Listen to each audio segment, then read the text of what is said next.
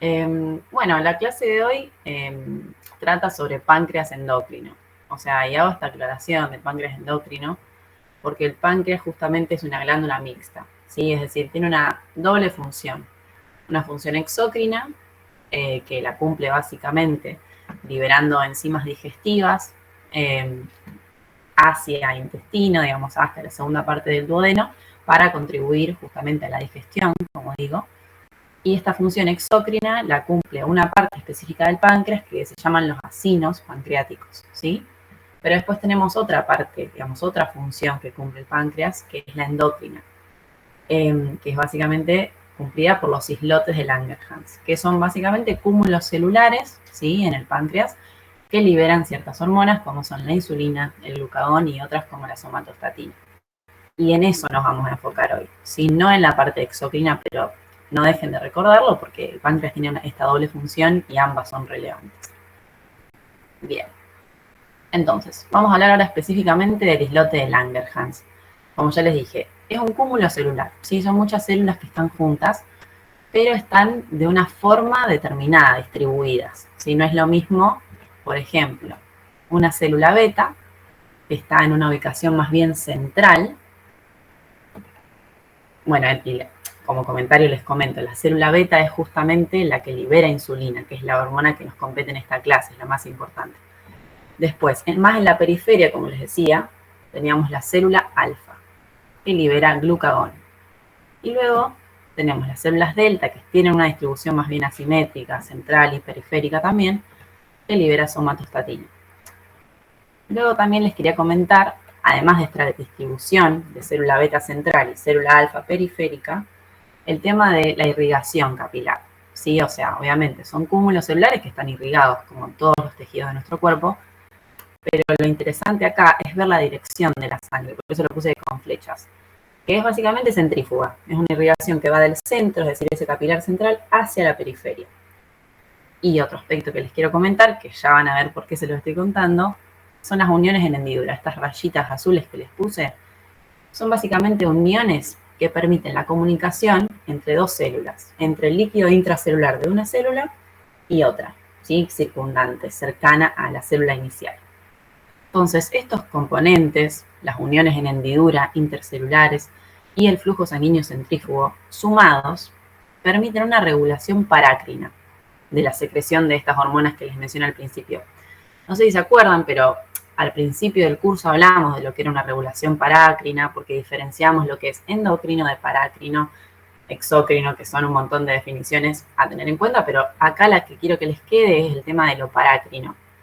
¿Qué es? Es básicamente una regulación que se produce entre una célula que libera una sustancia determinada, que justo en este caso estamos hablando de hormonas, pero pueden ser otras, y esa sustancia llega a otra célula que se llama célula blanco, y esa célula blanco, la característica que tiene que tener para que se llame regulación parácrina, es que la célula blanco y la inicial sean de distinto fenotipo, pero estén separadas únicamente por sustancia intercelular, o sea que estén muy cerca, muy juntas, digamos. O sea, básicamente acá se está cumpliendo la regulación parácrina justamente porque se cumplen ambas características. Por ejemplo, la célula beta libera insulina y esa sustancia llega a la célula alfa, que está muy próxima a la célula beta, separada únicamente por sustancia intercelular, pero son de distintos fenotipos. Entonces así podemos llegar a entender que no es que estudiamos la secreción de la insulina de forma aislada a la secreción de las otras hormonas, no. La secreción de insulina va a determinar cuánto glucagón se secreta, cuánta somatostatina se secreta. Sí, está todo muy relacionado. Entonces, ahora sí nos vamos a abocar a insulina, pero está todo muy relacionado y que se libere una determina cuánto se libera de las otras, ¿sí? Bien. Entonces ahora hablemos un poquito más, como les digo, de la insulina. Vamos a hablar de su síntesis y después vamos a ver más adelante cómo se secreta. Acuérdense, estamos en la célula beta. Dijimos que se sintetizaba y se liberaba de la célula beta. Bien, entonces todo empieza con un precursor proteico, es decir, formado por aminoácidos, que se llama preproinsulina, ¿sí? Está formado por un péptido señal, una cadena alfa que está unida a una cadena beta por dos puentes disulfuro, que ahí se los dibujé, a ver si se ve el cursor. Ahí está, cadena alfa, cadena beta, unidas por dos puentes disulfuro, con dos moléculas de azufre. Y en el medio tenemos un péptido C, ¿sí? Entonces, esto tiene un peso molecular de 12.000 daltons y se llama, como les digo, preproinsulina. Y bueno, como característica, en el retículo endoplasmático rugoso, o sea, el RER de la célula beta, hay ciertas enzimas que se llaman proteasas que van a actuar sobre el péptido señal, ¿sí? Por eso ahí lo puse, y lo van a lisar, van a producir su hidrólisis. Entonces, ya no estaría más. Y ahora se llamaría proinsulina, como lo puse ahí arriba, que ahora tiene un peso molecular de 9.000 daltons. Obviamente bajó el peso, ¿sí? Entonces, esos son los distintos procesos que vamos a ir haciendo para llegar a lo que es la insulina, ¿sí? Así que sigan conmigo. Bien, estamos con la proinsulina. Ahora la proinsulina se va a dirigir hacia el aparato de Golgi de la célula beta. Y ahí hay también más proteasas, más enzimas que se encargan de la hidrólisis. ¿De qué? En este caso vamos a hidrolizar zonas específicas de aminoácidos. ¿Dónde están esas zonas específicas? Son zonas de unión entre el péptido C y las cadenas alfa y beta. Es decir, no estamos hidrolizando el péptido C entero, ¿sí? Solamente estamos hidrolizando las uniones. Entonces, ahí desaparecerían las uniones y el péptido C queda entero, pero separado de lo que es cadena alfa, beta y los puentes disulfuro. Entonces, ahora sí, tenemos un peso molecular de 6.000 daltons, mucho más bajo. Y ahora sí estamos con la estructura conocida insulina, ¿sí? Que es esta, básicamente, una cadena alfa y una cadena beta unida por dos puentes disulfuro con un peso molecular de 6.000 daltons, como les decía. Pero el péptido C está entero. Bueno, entonces, ¿a qué voy con todo esto? La insulina estaba en el aparato de Golgi, pero ahora se dirige al retículo endoplasmático liso de las células beta. Bueno, ¿y qué va a ocurrir ahí? Repasando un poco los conceptos iniciales de nuestra carrera, te acordarán que el retículo endoplasmático liso lo que hace es, en cierta manera, empaquetar, ¿sí? O colocar en una vesícula a las sustancias que lo atraviesan. Entonces, en este caso, en el REL, entraría en una vesícula la insulina con el péptido C juntos. Por eso los puse la formita de la vesícula que está abarcando ambas sustancias. ¿Por qué les destaco esto? Porque tiene una importancia clínica esto. ¿Por qué? Porque básicamente se liberan la insulina con el péptido C unidos en la misma vesícula, o sea, se liberan en cantidades iguales. Y esto tiene una importancia clínica porque yo como médica puedo pedir en el laboratorio que se haga un estudio de cuánto péptido C tiene un paciente determinado. Y no es lo mismo que pedir cuánta insulina tiene en sangre ese mismo paciente. ¿Por qué? Porque el péptido C me indica cuánta insulina produce su páncreas, ¿sí? Cuánta insulina se está liberando de forma endógena en ese paciente, porque puede ser que sea un paciente que también se inyecta insulina exógena porque lo requiera por una cierta patología que ya vamos a ver. Entonces, ¿yo cómo diferencio cuál es la insulina que libera su páncreas y cuál es la insulina que se está inyectando?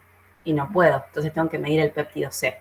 Y ese es el que me indica cuánta insulina endógena está liberando, cuánto páncreas todavía está funcionando en ese paciente, ¿sí?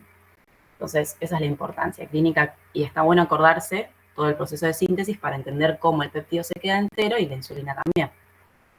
Bueno, ahora vamos con la función de la insulina. Básicamente, para entenderlo, tenemos que saber que la glicemia, es decir, la concentración de glucosa normal, es de 70 a 100 miligramos por ciento, ¿sí? Básicamente es eso lo que ustedes tienen que recordar a nivel clínico, pero yo les puse acá una equivalencia de esa concentración porque después vamos a aplicarlo en un ejercicio que tengo más adelante, que básicamente 70 a 100 miligramos por ciento sería 3,8 a 6,11 milimoles litro, que básicamente en promedio sería 5,5 milimoles litro. Recuerden siempre cuando pongo miligramos por ciento es miligramos en 100 mililitros, ¿sí? Eso como para tener en cuenta. Pero bueno, lo que clínicamente van a usar es de 70 a 100 o a 110. Bien, entonces, en situaciones postprandiales, es decir, después de comer, va a aumentar la cantidad de glucosa en sangre. Va a haber una situación de hiperglicemia. ¿Cuál es la función de la insulina? Es básicamente disminuir la glicemia. Es una función hipoglucemiante. Ahora vamos a ir viendo cómo la cumple, en qué situaciones, ¿sí? Pero básicamente recuerden eso, función hipoglucemiante, bajar la glicemia. Bien. Entonces, ¿cómo la cumple a esta función? Como dice la diapositiva, tenemos que saber que, digamos, influyen mucho los transportadores de membrana de glucosa para que la insulina pueda cumplir esta función. Y antes de entrar en eso, es muy importante saber un concepto general de un transportador, que es el KM, ¿sí? Así que vamos a empezar por eso. ¿Qué es el KM de un transportador de membrana? Bueno, esta es la definición del libro, que es un poco complicada, la vamos a ir desdoblando, ¿sí? Pero vamos a empezar con lo básico y vamos a ir entendiéndolo. A ver, es la concentración de sustrato que se requiere para alcanzar la mitad de la velocidad máxima de transporte de ese transportador, obviamente. Entonces, vamos a empezar con un ejemplo. Olvídense de eso. Vamos a pensar, tenemos una célula, ¿sí? Que es este círculo, puse acá, que tiene su membrana un transportador cualquiera. Por eso un transportador X le puse, no importa que sea de glucosa, olvídense. Transportador X que tiene un KM, por eso les digo que el KM es una característica del transportador. Tiene un KM de 10 milimoles litro. ¿Qué significa esto? Bueno, vamos por partes. Digamos, a través de este transportador pasan sustancias. Esas sustancias se llaman sustrato. Sustrato de ese determinado transportador. No pasa cualquier cosa por acá. Por el transportador X pasa el sustrato X. ¿Bien? Entonces, ahora, ¿cuánto sustrato X tenemos afuera de la célula? Bueno, eso lo vemos con la concentración. Entonces, por ejemplo, supongamos que tenemos 1 milimol litro de sustrato X afuera de la célula. Para saber cuán rápido, cuál es la velocidad con la que va a pasar el sustrato X por ese canal, por ese transportador, siempre tenemos que comparar. ¿Comparar qué? La concentración del sustrato X con el KM, ¿sí? Habíamos dicho que el KM era la concentración que se requería para alcanzar la mitad de la velocidad máxima. O sea, está relacionado, ¿no? Ya en la definición nos empieza a sonar velocidad con concentración. Bueno, entonces tenemos que comparar concentración del sustrato con el KM. Sabemos acá que es 1 en 10, o sea, es mucho menor, es la décima parte, de hecho.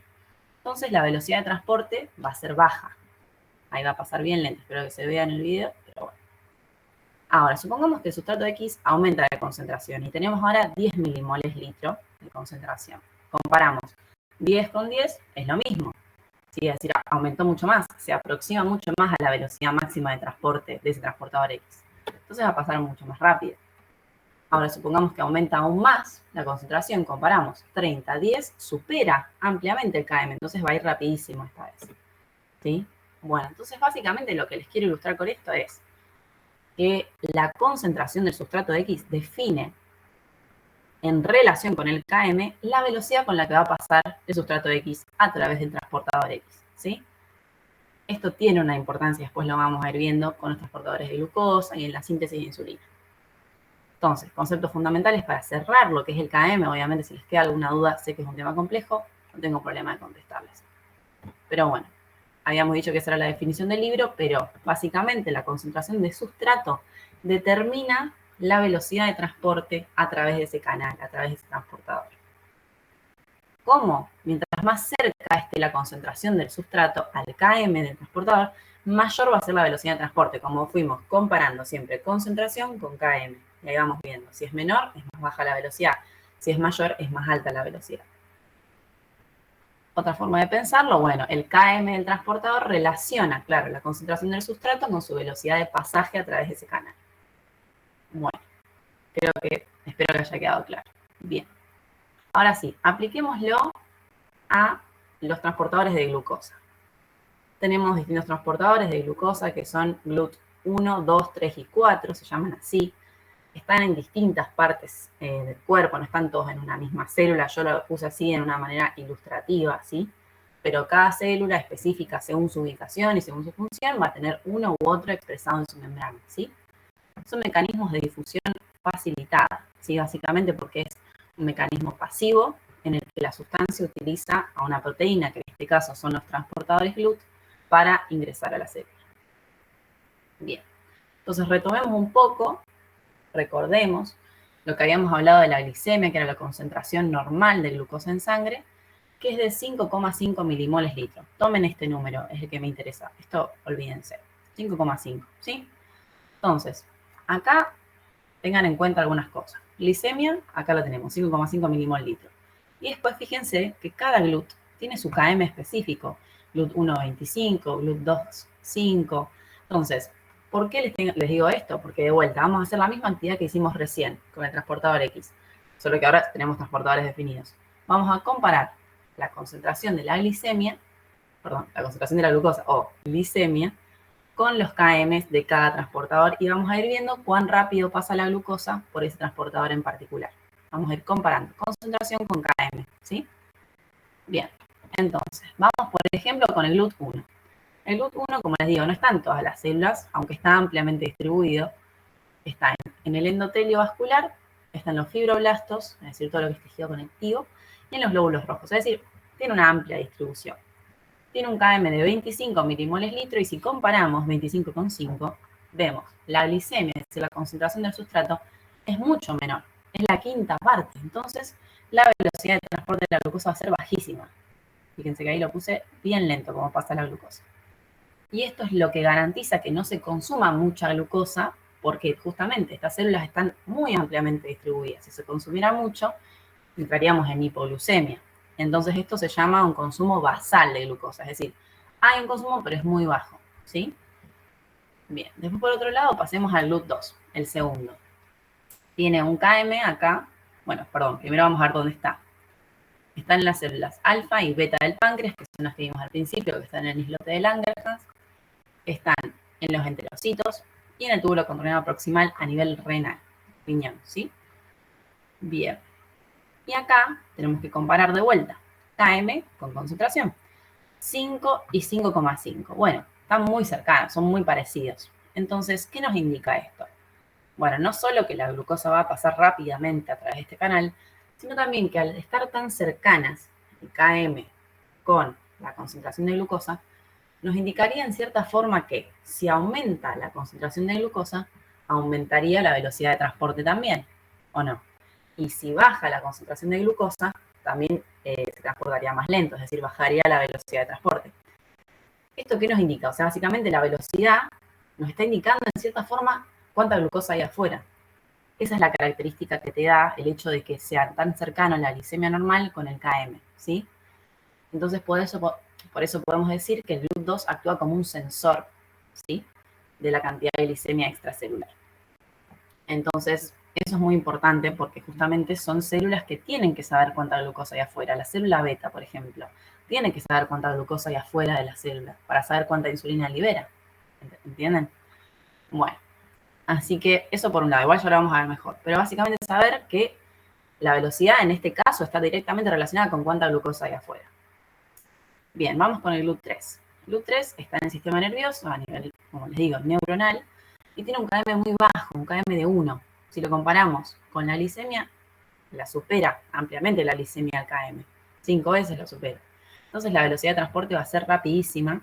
Y no solo eso, sino que también en situaciones de hipoglucemia, en la que, por ejemplo, la glicemia baje a 4, baje a 3, siempre va a estar superando ampliamente al Km, ¿sí? Porque es 1. Entonces eso garantiza que a nivel neuronal siempre haya un buen transporte de glucosa, aunque estemos en una situación de hipoglucemia. ¿Por qué? Porque justamente la glucosa es la única fuente de energía neuronal y por eso es fundamental que eso esté asegurado, resguardado, ¿sí? Bien, y por otro lado tenemos los GLUT4, que están a nivel muscular y a nivel del tejido adiposo, por eso digo músculo estriado esquelético y cardíaco, y básicamente también tiene un Km de 5, como el GLUT2. Pero el tema acá es que, o lo que los diferencia el GLUT2, es que no siempre están expresados en membrana. Su expresión en la membrana celular, sea del adipocito, sea del miocito, depende de la insulina. Es decir, la insulina se va a unir al transportador, ahí se va a expresar y recién ahí va a poder incorporar glucosa esa célula en particular. Esto hace básicamente que el tejido adiposo y el tejido muscular no puedan consumir glucosa libremente. Su consumo de glucosa depende de la insulina, por eso se dice que son tejidos insulina dependientes, ¿sí? Básicamente eso, por eso son distintos a los GLUT2. Bien.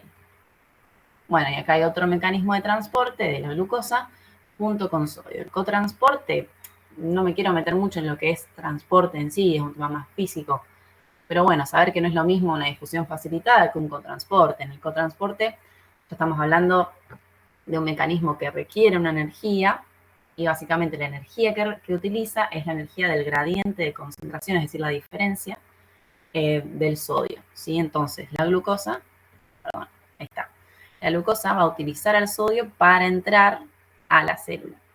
Y el canal acá en particular se llama SGLT, en este caso 1. Y este está en el túbulo contorneado proximal a nivel renal y en el enterocito a nivel intestinal. Y por otro lado tenemos el SGLT2, que está en túbulo contorneado proximal, como el anterior, y distal también. Pero bueno, viene a nivel renal, el 2.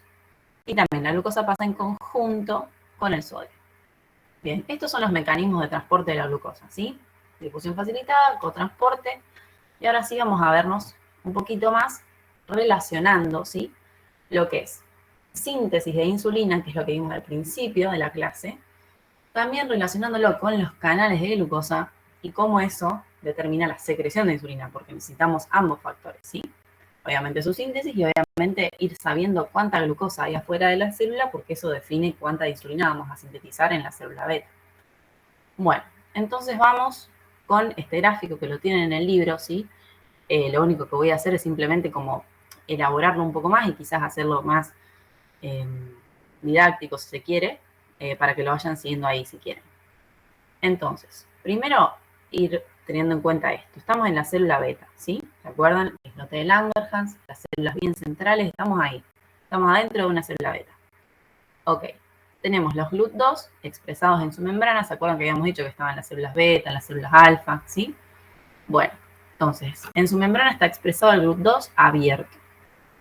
Es un canal que está abierto. Bueno, con el KM de 5 milimoles. ¿Se acuerdan que habíamos dicho que actúa como sensor de la cantidad de glucosa? Porque si aumenta la cantidad de glucosa, aumenta la velocidad de transporte. Bueno, también en su membrana tenemos canales de potasio que están abiertos, ¿sí? Que se van a cerrar en situaciones en las que aumente el ATP intracelular. Eso solo acuérdenselo, que quede ahí.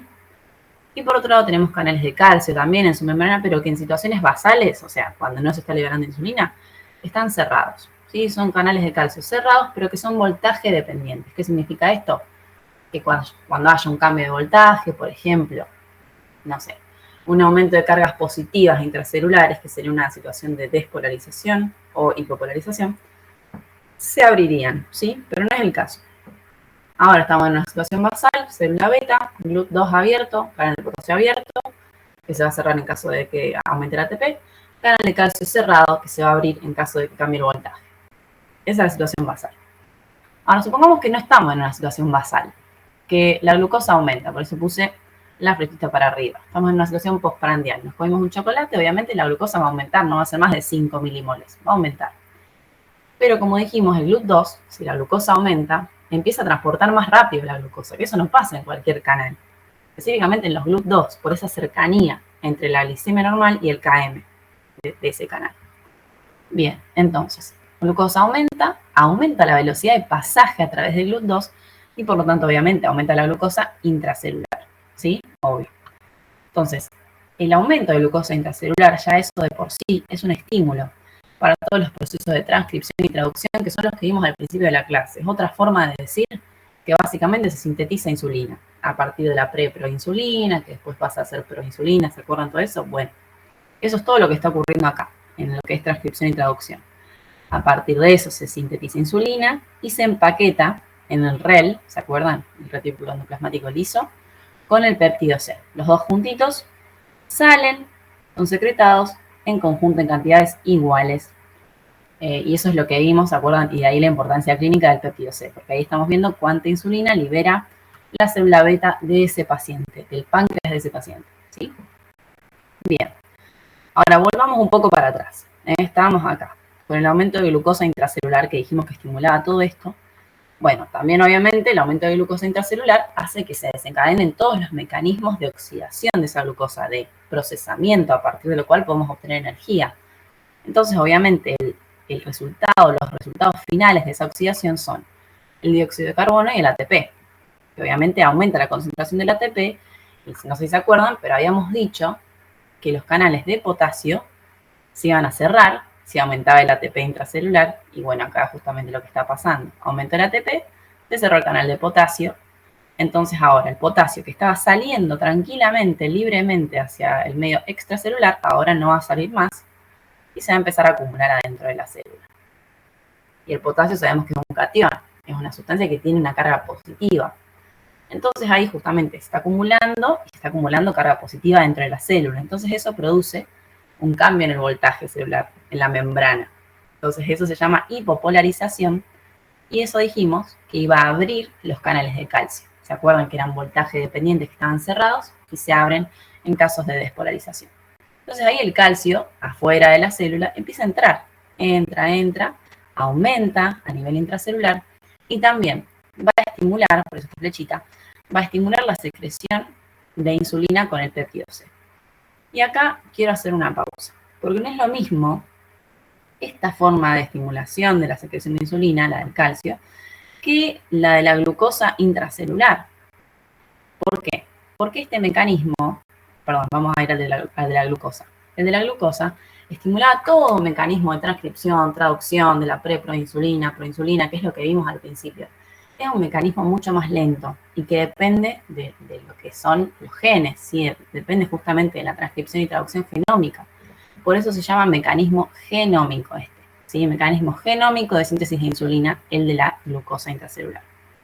Por otro lado, el calcio que viene de afuera de la célula ingresa y aumenta su concentración, no estimula todos los mecanismos genómicos de síntesis de insulina, sino que estimula mecanismos no genómicos, ¿sí? Que básicamente consisten en ciertas fosforilaciones o cambios conformacionales de todo lo que es el citoesqueleto de la célula beta y también promueve la unión o la fusión de la membrana de la vesícula que contiene insulina con la membrana celular. Ambos componentes, o sea, ambas funciones permitirían la secreción de insulina, pero no estamos sintetizando insulina. Lo que estamos haciendo es modificar el citoesqueleto, modificar la membrana, todo para favorecer su secreción, pero no lo está haciendo por mecanismos genómicos, no. Entonces, básicamente, el calcio extracelular produce secreción de insulina por mecanismos no genómicos y la glucosa intracelular por mecanismos genómicos. Obviamente, no es lo mismo la velocidad de uno que la de otro, ¿sí?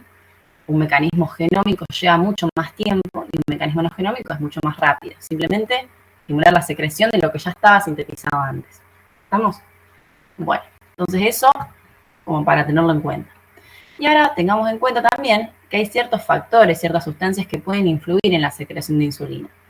Por ejemplo, vamos a ir acá a la derecha, la acetilcolina. ¿Sí? La acetilcolina estimula un receptor en la membrana de la célula beta que está asociado a proteína GQ. ¿Sí?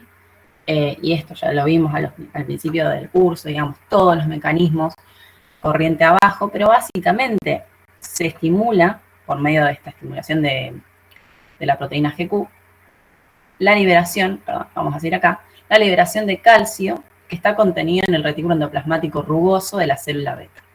Este calcio también va a estimular la secreción de insulina, pero fíjense, acá lo está haciendo por mecanismos genómicos, ¿sí? Estimula la transcripción y traducción de lo que es la insulina, entonces no es lo mismo que el calcio que viene de afuera de la célula, ¿sí? Entonces acá quiero hacer destacarlo nuevamente. El mecanismo por el cual el calcio intracelular estimula la secreción de insulina son mecanismos genómicos. Y recuerden, el calcio extracelular, no genómicos. Después, bueno, otras sustancias como los glucocorticoides, o acá sí destaco el glucagón, estimulan los receptores en membrana de la célula beta asociados a proteína GS, y eso ya sabemos por el principio del curso, que aumenta el nivel de AMP cíclico en la célula. Y esto también estimula la secreción de insulina por mecanismos no genómicos. Fíjense, seguimos la flechita y sabemos que son por mecanismos no genómicos, es decir, lo del citoesqueleto, la fusión de las membranas, ¿sí? Y por último, la adrenalina, bueno, básicamente estimula un receptor asociado a proteína GI, que va a impedir este aumento de AMP cíclico que se producía en casos de estímulo de un receptor asociado a proteína GS. O sea, básicamente va a inhibir o va a disminuir la cantidad de secreción de insulina por parte de la célula beta. Y esto tiene un cierto sentido fisiológico, pensándolo bien, en situaciones de estrés se va a liberar mucha adrenalina, ¿no? Entonces, en esos casos no necesitamos bajar la cantidad de glicemia en sangre, necesitamos subirla, necesitamos, o a lo sumo, que se mantenga en niveles en los cuales nos permita actuar y justamente siendo la glucosa una fuente energética fundamental en esas situaciones de estrés, ¿sí? Por eso la adrenalina en esos casos va a impedir que se secrete insulina, ¿sí? Porque buscamos mantener la glucosa alta. Y bueno, después quisiera mencionar también el efecto incretina, que es otro efecto que influye en la secreción de insulina, que es ejercido por el péptido gastrointestinal y el péptido simiglucagón 1, que son básicamente péptidos que se liberan a nivel intestinal como consecuencia de un estímulo que producen los alimentos. Nosotros ingerimos un alimento y eso a nivel intestinal produce un estímulo que liberan estos péptidos y también estimula, por mecanismos no genómicos, la secreción de insulina.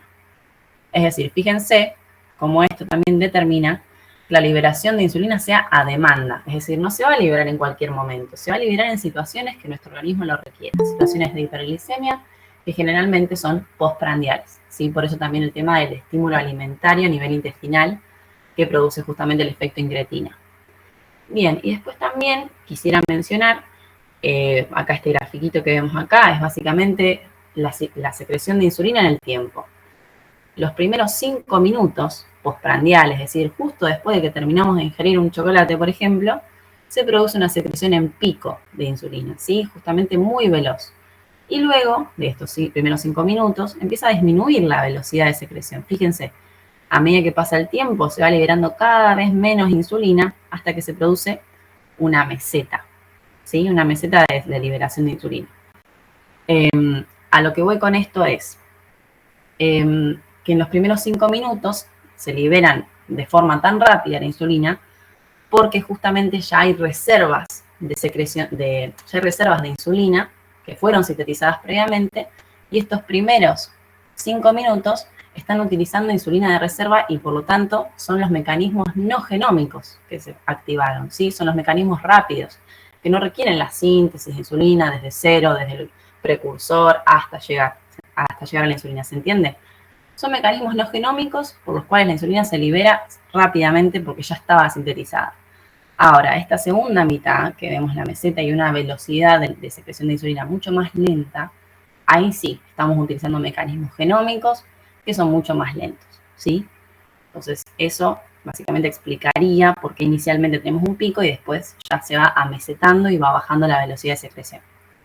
Y por último menciono acá la glibenclamida, que es básicamente una droga, ¿sí? La glibenclamida es una droga, un fármaco, bueno, que se llama sulfonilurea, que no viene al caso. Lo importante es que se usa en situaciones de diabetes, que ya vamos a ir viendo las patologías, situaciones de diabetes tipo 2, que son básicamente pacientes en los cuales su páncreas no libera suficiente insulina, ¿sí? Son páncreas en los que justamente hay liberación de insulina, pero es muy baja o es menor en relación a lo que requiere ese paciente. Entonces, la glibenclamida, yo acá voy a volver un poco para atrás para que no esté tan lleno de colores. Ahí está. La glibenclamida lo que hace es inhibir los canales de potasio. ¿Y eso qué generaría? Y dijimos que si se cerraba el canal de potasio, se acumulaba potasio intracelular, se producía la hipopolarización que permitía la apertura del canal de calcio y eso generaba un ingreso de calcio, que eso por mecanismos no genómicos estimulaba la secreción de insulina. O sea, básicamente la glibenclamida al inhibir el canal de potasio, al cerrarlo, estimula la secreción de insulina. Entonces eso básicamente permitiría una mayor liberación de insulina por parte del páncreas de ese paciente que habíamos dicho que tenía un déficit en la liberación de insulina, sea un déficit absoluto, es decir, que bajó realmente la secreción, o relativo, es decir, en relación a las necesidades de ese paciente. Entonces ahí es un buen ejemplo para entender por qué es tan importante saber todo el mecanismo químico por el cual se libera insulina, porque se usa a nivel farmacológico, de hecho, ¿sí? Bueno, y ahí básicamente terminaría por lo menos mi parte. Y a ver si acá queda algo más. No, nada más. Yo voy a continuar con esta clase 11 sobre hormonas pancreáticas y vamos a arrancar hablando un poco ahora de los efectos de la insulina, de su receptor y los mecanismos de regulación. Vamos a ver algunos cuadros que son tremendamente difíciles y otros que son simplificaciones.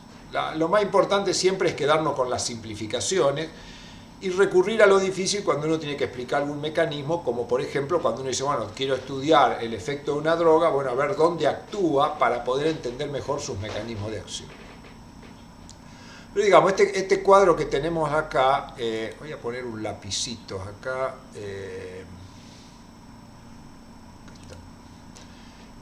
lo que vamos a ver acá es este rombo representa a la insulina. El receptor de insulina es un receptor formado por dos cadenas, parece una inmunoglobulina, si uno lo mira, es muy parecida, tiene una cadena pesada, una cadena liviana, una cadena que se llama alfa y beta, y acá tiene otra alfa y beta, es un dímero. Y es un receptor de tirosinquinasa intrínseco, cosa que cuando la insulina se une a ese receptor hay cambios conformacionales que activan el sitio activo de esta tirosinquinasa, y esto fosforila una serie de proteínas que se encuentran en el dominio intracelular, y lo principal es que se activa una proteinquinasa conocida como PKB. Tiene otros nombres, pero bueno, nos vamos a manejar básicamente con PKB. Y esta PKB, por mecanismos muy complejos que vamos a ver, por un lado básicamente estimula una serie de procesos como son la síntesis proteica, los depósitos de glucógeno, la entrada de glucosa a la célula, la síntesis de lípidos y la glucólisis. O sea, son todos efectos estimulados por la insulina vía PKB. Y por otro lado tiene efectos inhibitorios sobre la glucogenólisis y la gluconeogénesis, básicamente. También inhibe la lipólisis. Es decir, que es una hormona, la insulina, una hormona que estimula procesos básicamente de acumulación de reservas y frena las vías que generan glucosa. Y después, bueno, como todo mecanismo hormonal, tiene un mecanismo de autorregulación. Cuando llega la insulina se activa esta proteinquinasa y también se activa lo que llamamos un mecanismo de ubiquitinación, que lo que hace es unirle una pequeña proteína al receptor, con lo cual este receptor es degradado. Dicho de otra manera, la unión de insulina activa la ubiquitinación que termina inhibiendo al propio receptor. Entonces, de esta manera no hay posibilidad de que se escape. Cuando haya mucha insulina también va a haber mucha ubiquitinación, y si hay poca insulina y poca ubiquitinación, entonces el receptor está siempre dentro de un mecanismo de control. Entonces, este esquema, el básico, y simplificándolo en pocas palabras, nos dice, bueno, la insulina estimula la síntesis de reservas, frena la producción de insulina y la degradación de reservas. Eso sería la síntesis de lo que vamos a ver ahora, que acá está un poco más en detalle. Esta estructura que está dibujada acá es una de las cadenas del receptor. El receptor tiene una parte extracelular, que sería esta, que está formada por acá, por una cadena alfa, donde se une la insulina, y una cadena beta, que atraviesa la membrana y tiene un dominio intracelular. Los números estos no son para prestarle mucha atención, son los aminoácidos donde ocurren las cosas. Tiene un péptido señal que va hasta el 28, etcétera, etcétera. Una serie de números no tiene mucha importancia. Y esto, recuerden que el receptor tiene dos de estas cadenas. Entonces, cuando la insulina se une al dominio extracelular, produce cambios conformacionales que hacen que se active la actividad de tirosinquinasa y se fosforilan varios aminoácidos que están en el receptor. Y esta unión, esta fosforilación de aminoácidos determina que varias proteínas, no importan mucho los nombres, son nombres complejos, que estas proteínas se unan al receptor y activan una enzima conocida como fosfatidilinositol 3 quinasa, que termina activando a PKB. PKB la pueden encontrar también como AKT, son otras siglas. Lo mismo que a esta fosfatidilinositol 3 quinasa, uno la puede encontrar como P85. Eso ya es complicado esto, y eso es una complicación, la coexistencia de iniciales para identificar una proteína. Pero bueno, digamos, simplificando el problema, se unió insulina, se activó la tirosinquinasa, se unieron la proteína y se activó esta que es PKB. Y esta PKB lo que hace básicamente es activar otra proteína conocida como mTOR o mTORC1, que básicamente ella, a través de complejos mecanismos de interacciones proteicas, termina estimulando la síntesis proteica y el metabolismo integrado, o sea, favoreciendo las vías que construyen depósito, inhibiendo las vías que lo degradan, inhibiendo las vías que producen glucosa. Y a su vez, esta mTOR tiene efectos. Por un lado, estimula otra proteína, GRB10, que lo que hace es estimula acá una enzima que produce la ubiquitinación, que dijimos hoy. Y entonces el receptor es degradado en los proteosomas. Y por otro lado, este GRB es capaz de inhibir la unión de estas proteínas y frenar el proceso. Es decir, que si hay mucha insulina, va a haber mucho GRB, y al haber mucho GRB va a haber mucha ubiquitinación y va a haber mucha inhibición. Entonces, de esa manera es como que se estimula y se inhibe, y entonces se puede mantener dentro de cierto mecanismo de control. O sea, así las cosas funcionan relativamente controladas y no se van para donde se le antoja. Si eso era complicado, esto es mucho más complicado, pero no es otra cosa que lo mismo que venimos viendo en los gráficos anteriores. Yo voy a tratar de simplificarlo un poco. Acá arriba tenemos la insulina que se une acá al receptor que tiene una tirosinquinasa. Cuando la insulina se une al receptor, se fosforila el receptor y la primer proteína que interactúa, esto es importante el nombre, se conoce como IRS, que son las siglas del sustrato del receptor de insulina, que se fosforila, y al fosforilarse, vamos a seguir la vía, se fosforila, se une a la fosfatidilinositol 3 quinasa, que lo que hace es tomar fosfolípidos de la membrana, que tienen dos fósforos, y ponerle un tercer fósforo. Y eso termina estimulando a la proteína PKB. Es decir, acá es lo mismo, nada más que un poquito más complicado. Y esta PKB, como vimos hoy, estimulaba mTORC para que estimule esto y por un lado estimule la ubiquitinación del receptor o inhiba este proceso de interacción. Es básicamente lo mismo. Y acá, ahora decir, ¿todo esto qué es? Y esto es un enjambre de cosas bastante interesantes. Pero acá, si vemos a la izquierda todo esto que está acá, termina con esto, glucógeno que pasa a glucosa 6-fosfato. Es decir, esta es la glucogenolisis. Entonces acá está explicado cómo hace la insulina para inhibir este proceso. La degradación de glucógeno, lo voy a hacer hacia atrás, la degradación de glucógeno es estimulado por una enzima que se llama fosforilasa. Esta es estimulada por la fosforilasa quinasa y esta es estimulada por la proteinquinasa A, que es estimulada por el AMP cíclico. La insulina, ¿qué hace? La insulina, al haber activado PKB, activa una enzima que se llama fosfodiesterasa que transforma el AMP cíclico en AMP. O sea que la insulina básicamente lo que está haciendo es bloquear la acción del AMP cíclico y de esa manera evita que se degrade glucógeno. Entonces, es complejo, pero si uno lo sigue a los pasos es relativamente sencillo. No vamos a decir que es sencillo, pero más o menos por ahí.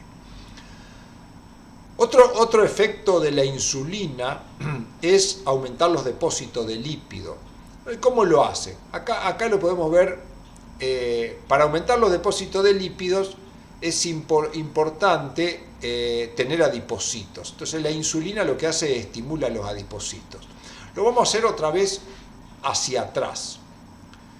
Para que haya tejido, para que haya depósitos de lípido tiene que haber adipocitos. Esos son la diferenciación y el aumento del número de adipocitos estimulado por un factor nuclear que lo van a ver mucho en la medicina, que se llama papar gamma, así se lee, P-P-A-R gamma. Esto no es una I, sino una letra gamma.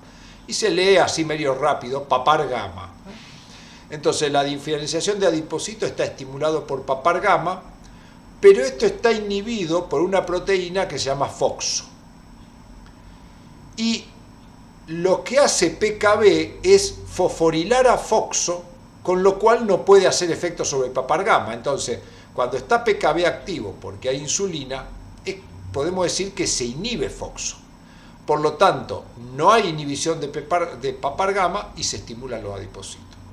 Entonces, ese sería el mecanismo. Ahora, con eso creo el adipocito. Uno dice, ¿cómo lo lleno? Bueno, para llenar el adipocito necesito lípidos. Entonces, vamos a ver si podemos seguir cómo es la cosa. Vamos a ver si podemos seguir cómo es la cosa. Acá creo que me falta alguna flecha. Pero digamos, la unión de insulina y activación de PKB lo que hace es facilitar la exposición en la membrana del GLUT4, que como comentó, se me hizo con todos los nombres, comentó Camila, este es un receptor sensible a la insulina. Entonces, cuando se une la insulina, se expresa este receptor en la membrana y eso favorece la entrada de glucosa. A su vez, la glucosa lo que hace es estimula, no lo voy a explicar mucho acá para no complicarlo, pero estimula el pasaje de glucosa hasta llegar a piruvato y a acetil-CoA. Es decir, que la insulina lo que está haciendo es que la glucosa siga todo este caminito y llegue a acetil-CoA. Una vez que llega a acetil-CoA, se transforma en citrato y este termina transformándose en malonil-CoA, que es el precursor de la síntesis de ácidos grasos. ¿Cómo lo controla a eso la insulina? Es muy sencillo, no es para nada sencillo. Yo lo que necesito es que esta enzima que transforma el citrato en acetil-CoA y esta enzima que transforma, que es encargada de sintetizar los triacilglicéridos, esté activa. Entonces, en ausencia de insulina hay una enzima conocida como glucógeno sintetasa quinasa que está inhibiendo esta enzima. Cuando llega la insulina y se activa PKB, esto se fosforila, al fosforilarse es como que se desaparece y entonces desaparece esta inhibición y esta enzima se activa. Entonces, al activarse esta enzima, esto puede llegar hasta ácidos grasos y una vez que llega a ácidos grasos va a subir hasta transformarse en triglicéridos y de ahí de triglicérido meterse dentro del adipocito. Entonces básicamente la insulina lo que está haciendo es que, simplificando esto, favorece la entrada de glucosa y favorece la síntesis de ácidos grasos y triglicéridos para su depósito en tejido adiposo, está frenando la glucogenólisis y también está activando la formación de glucógeno. Entonces, al activar la formación de glucógeno, la glucosa se almacena en ese sitio. Esto es bastante más complejo, pero bueno, poco ir resaltándolo, y estos cuadros hay que acostumbrarse a cómo manejarlos. Después hay otra cosa acá interesante, es que esto PKB, acuérdense, PKB se activa cuando está insulina. Y PKB inhibe una enzima muy importante que cada vez se habla más, que se llama AMP quinasa. Esta se llama AMP quinasa porque es activada por el AMP e inhibida por el ATP. Esta enzima esta enzima, por un lado, inhibe la síntesis de lípidos, glúcidos y proteína, y por el otro lado, activa la degradación de glúcido, lípido y proteína. La insulina lo que hace es inhibir esta enzima. Entonces, al inhibir esta enzima, deja de estar inhibida la síntesis de lípidos y glúcidos y de esa manera puede construir los triglicéridos y el glucógeno. Y por otro lado, al inhibirla, deja de estimularse la degradación de glúcidos y lípidos, con lo cual preservo las reservas. Esta importante esta AMP quinasa porque ella es activada por la metformina, que es una droga que se utiliza cuando existe, lo vamos a ver ahora más adelante, la diabetes tipo 2. La diabetes tipo 2 es una situación que la vamos a estudiar, pero que se caracteriza porque por ahí hay poca degradación de glúcidos y lípidos. Entonces, la metformina, al estimular la AMP quinasa, estimula esta degradación de glúcidos y lípidos y entonces contrarresta un poco ese efecto, que ocurre básicamente en una situación que se conoce como síndrome metabólico. Así que bueno, este cuadro es bastante complejo, pero se puede analizar siguiendo el texto del libro y siguiendo un poco los trazados que yo hice acá. Por supuesto hay varias cosas más, pero no las voy a comentar porque ya sí deben estar mareados. Si digo algunas cosas más, vamos a complicar. Acá en este cuadro, que es el mismo que el anterior, vemos básicamente cosas que empezamos a hablar, conocidas como las patologías, ¿no? La diabetes mellitus insulino dependiente, o diabetes mellitus tipo 1, es una enfermedad que se caracteriza porque lo que no hay es secreción de insulina adecuada. Entonces todo esto que está corriente abajo del receptor no va a actuar adecuadamente porque me falta insulina. Muchas veces esa insulina falta porque hay un déficit en la secreción y, como dijo Camila, se puede administrar glibenclamida, por ejemplo, que inhibía los canales de potasio y aumenta la secreción. Pero bueno, si con eso no alcanza, la solución es administrar insulina, con lo cual, si todo este sistema funciona, va a restablecerse bastante bien. Y después hay algunas patologías en las cuales puede haber una hipersecreción de insulina y entonces, bueno, eso va a producir hipoglucemia e hiperinsulinemia, y bueno, pero no es más común. Y por el otro lado tenemos la diabetes no insulino dependiente, que no se debe a la producción de insulina, sino se debe a que el receptor no funciona adecuadamente. Cuando el receptor no funciona adecuadamente, ya no me sirve la administración de insulina y entonces tengo que dar alguna droga que potencie esto acá. Y una droga que potencia esto es la metformina, que mencioné yo recién, que es capaz de actuar a este sitio y ahora vamos a ver. Entonces, bueno, todo este tipo de cuadro es importante para cuando uno estudia entender qué es lo que está pasando en cierta patología y cómo actúa la medicación. Esto simplifica un poco, si recordamos, el metabolismo de glúcidos y lípidos. Acá está representado el metabolismo a grandes rasgos. La glucosa ingresa a una vía conocida como glucólisis, forma piruvato. Esto entra a la descarboxilación oxidativa, forma acetil-CoA, y esto entra al ciclo de Krebs, que da dióxido de carbono. En todas estas vías se produce ATP y NADH y FADH, que van a cadena respiratoria, fosforilación oxidativa y forma ATP. Esto se estudió en primero y segundo año. Después también a partir de la glucosa, por glucogenogénesis, puedo formar glucógeno o degradarlo. Y parte de la glucosa se degrada por vía de las pentosas, que da NADPH, que junto con acetil-CoA permite sintetizar ácidos grasos para formar triacilgliceroles y depositarlo en tejido adiposo.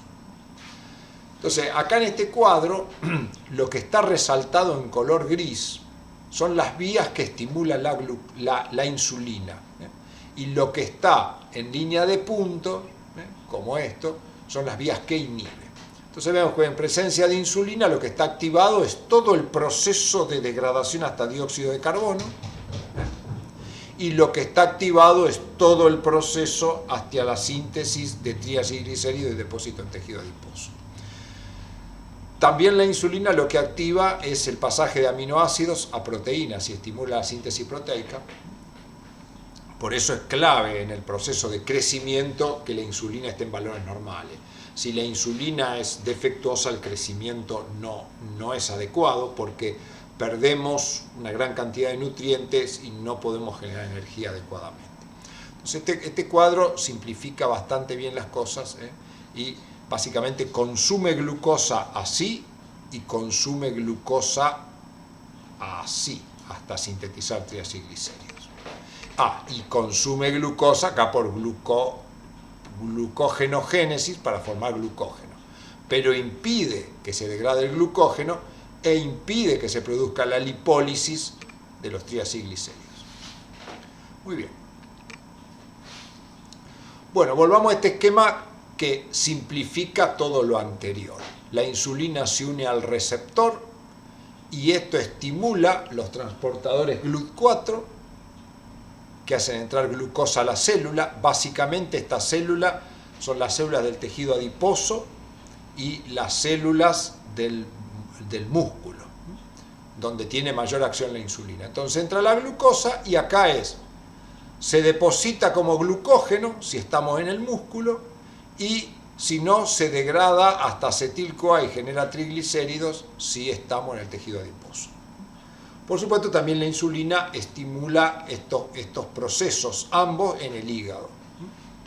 Lo que pasa es que el hígado también tiene GLUT4, pero tiene otros transportadores de glucosa, por lo cual no es tan sensible a la insulina como son el tejido adiposo y el músculo. Y entonces, como decíamos, hay patologías en las cuales estos procesos no ocurren, se frenan.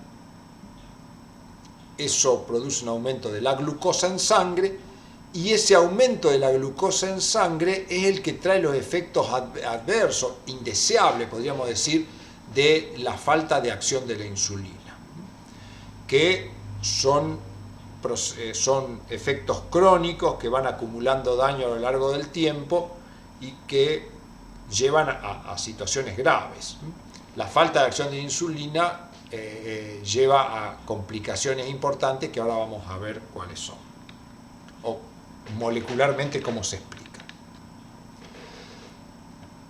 Vamos a ver primero lo que se llama la vía de los polioles y estrés oxidativo. Parece complicado esto, pero lo vamos a simplificar. Esto que está acá arriba es la glucosa. Yo podré sacar esto, a ver. Creo que no puedo. Bueno, no vamos a tocar porque no hace que me quede. Esta es la glucosa. Toda esta vía que está graficada acá, hasta llegar acá, fructosa 1,6-difosfato, esto toma acá y llego a piruvato. Esta es la vía glucolítica, la glucólisis. Esto es estimulado por la insulina. Si la insulina lo que hace es que la glucosa tome este camino, porque básicamente lo que hace es estimular esta enzima, que es la fosfofructoquinasa 1, la enzima clave, que hace que toda esta cascada vaya hasta piruvato. Y de acá va a ir acetil-CoA y de ahí dióxido de carbono o lípidos. Pero ¿qué pasa? Si falta la acción de la insulina, este efecto no ocurre, se acumula la glucosa. Y cuando se acumula la glucosa empieza a degradarse por otra vía que se llama vía de los polioles, en la cual se forma un alcohol a partir de la glucosa que se llama sorbitol. El sorbitol no es ningún problema porque después se transforma en fructosa, y de acá de fructosa se transforma en fructosa 1-fosfato y puede reingresar acá a la vía glucolítica y seguir su camino. Por lo tanto uno dice, bueno, esto no es el gran problema. El problema está acá. Cuando la glucosa toma este camino y se transforma en sorbitol, gasta NADPH. El NADPH, ¿para qué otra cosa es utilizado? El NADPH es utilizado para transformar el glutatión oxidado en glutatión reducido, que es una molécula útil para eliminar el peróxido de hidrógeno de nuestras células. Entonces, si hay mucha glucosa y la glucosa viene por este camino, el NADPH se va a gastar en este camino y este se va a frenar. Cuando este se frene, no voy a poder luego eliminar el peróxido de hidrógeno, entonces el peróxido de hidrógeno se va a acumular y al acumularse va a favorecer la formación de radical oxidrilo y el estrés oxidativo, que es procesos de oxidación que dañan a las proteínas, que dañan al ácido nucleico.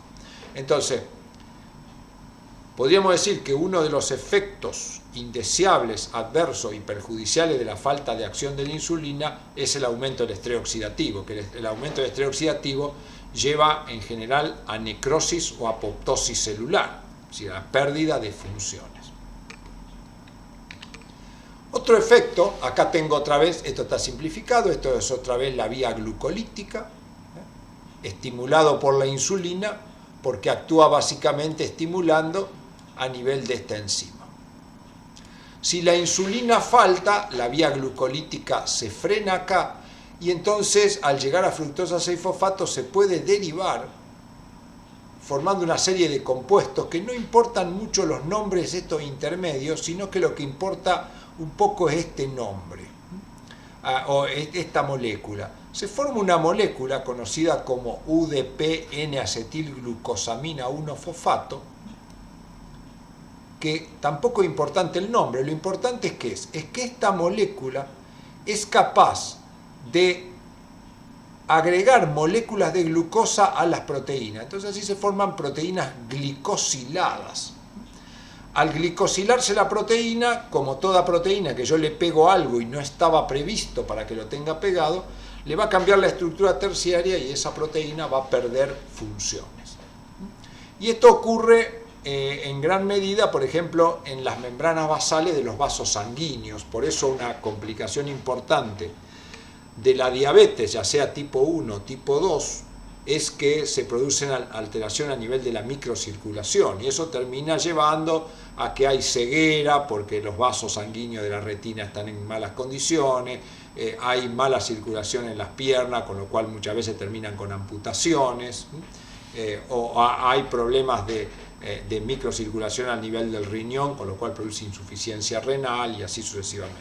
Entonces, esto quizás es uno de los peores problemas, de las peores complicaciones, sumado al estrés oxidativo, que también produce efecto a nivel de los endotelios de los vasos, con lo cual las cuestiones de microcirculación en la diabetes es bastante grave. Afortunadamente hay tratamiento, ¿no es cierto? El problema normalmente en la diabetes es muy grave cuando está descontrolado. Bueno, muy bien. Volvamos entonces a la diabetes mellitus tipo 1, que se llama insulino dependiente, porque lo que está fallando acá es la secreción y yo la puedo remediar por administración de insulina. Por eso se llama insulino dependiente. Y la diabetes mellitus tipo 2, no insulino dependiente, porque el problema está acá. ¿Cómo se trata esto? En ambos casos lo que vamos a ver es un aumento de la glucosa sanguínea, y como aumenta la glucosa sanguínea, aumentan esos efectos adversos que mencioné, como el estrés oxidativo por estimulación de la vía de los polioles y los problemas a nivel de las membranas basales endoteliales por la glicosilación proteica.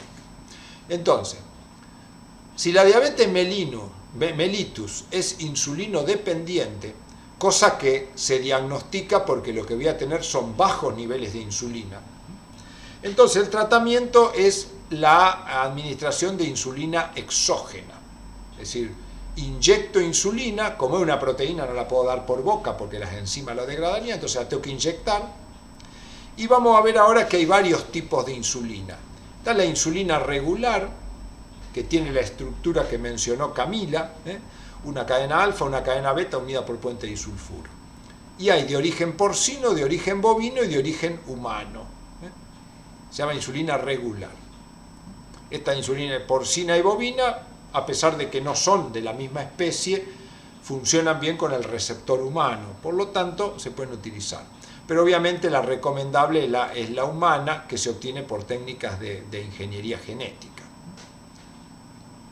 Y después hay algunas insulinas que permiten simular un poco mejor el proceso de secreción. Recuerden que el proceso de secreción tenía como un pico rápido en los primeros 5 minutos, después una fase sostenida. Entonces hay una serie de insulinas sintéticas que ahora vamos a ver, que algunas se llaman ultra rápidas, que una vez inyectadas actúan muy rápido, otras lentas, que las inyecto y van haciendo efecto más a largo plazo, y otras que se llaman ultra lentas, que hacen efecto más atrasado.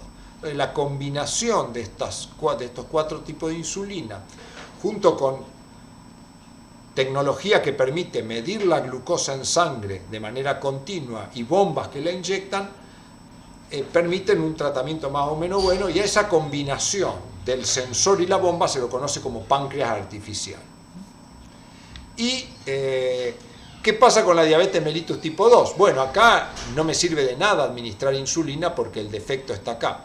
Entonces, bueno, uno de los principales tratamientos son los que se conocen como hipoglucemiantes orales, son moléculas que se administran por vía oral, y la más conocida es la metformina, que como vimos, por un lado en los tejidos blancos tiene la capacidad de activar la producción de energía o el gasto de moléculas, y por el otro lado lo que hace es activa el receptor de una manera independiente de insulina. Entonces, en presencia de metformina es como que el receptor algo puede hacer, aunque esté en malas condiciones, y todo esto se pone un poco en marcha.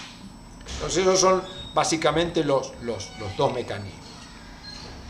Por supuesto, también hay tratamientos con algunas sustancias como las incretinas, que mencionó Camila, que activan la secreción de insulina. Entonces, en una diabetes mellitus tipo 1, que habría poca producción de insulina, a veces puede responder a las incretinas haciéndole secretar un poco más, o drogas como la glibenclamida, que vimos que inhibía el canal de potasio.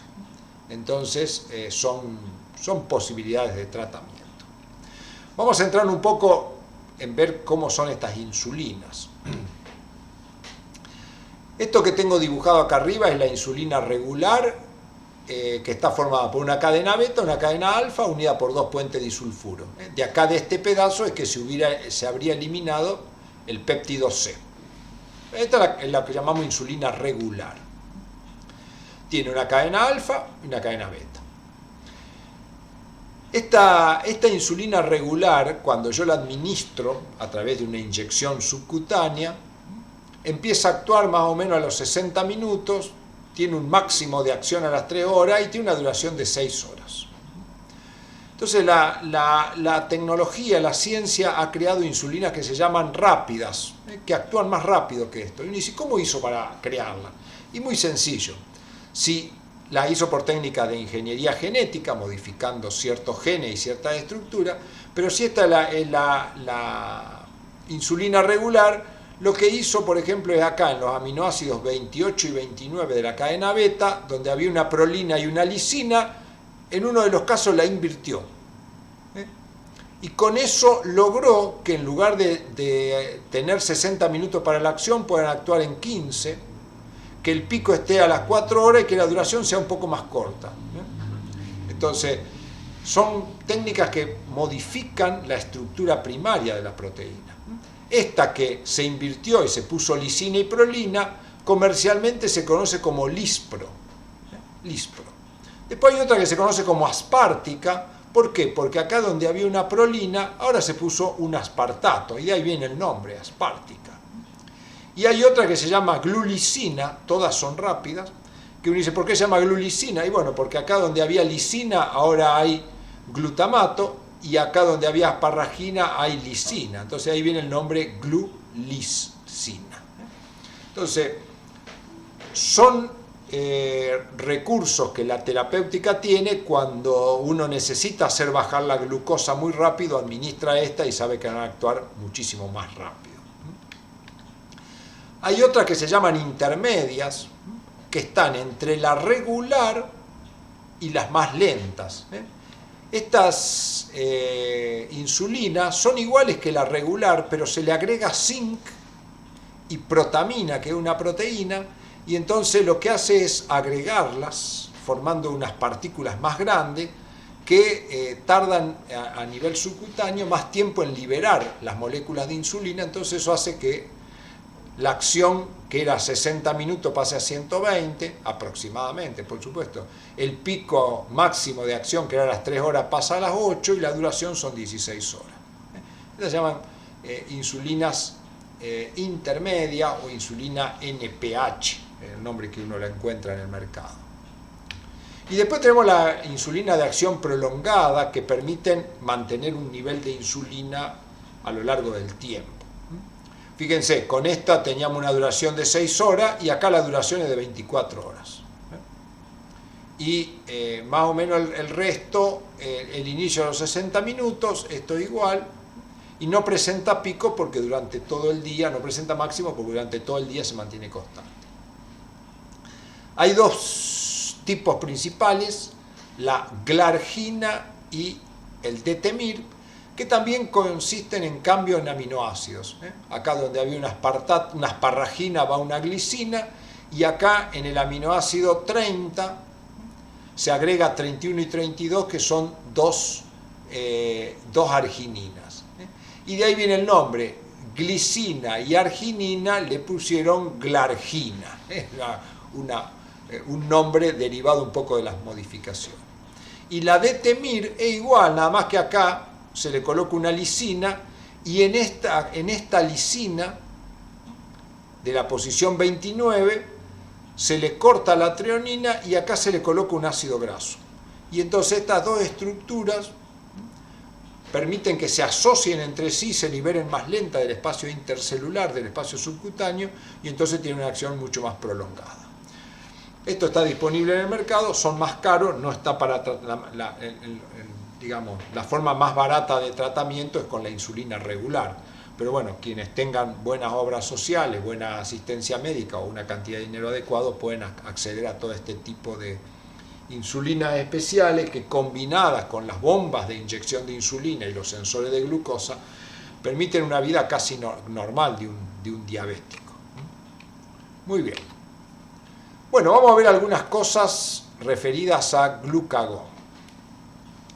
El glucagón es, podríamos decir, la contrahormona de la insulina. Como explicó Camila, es producida en el mismo sitio, son los islotes de Langerhans, nada más que son producidas por las células alfa. Y es antagónica a la insulina. Acá tenemos el glucagón. El glucagón es estimulado por la hipoglucemia, que se presenta básicamente cuando hay ayuno. O sea, en situación de ayuno se libera el glucagón.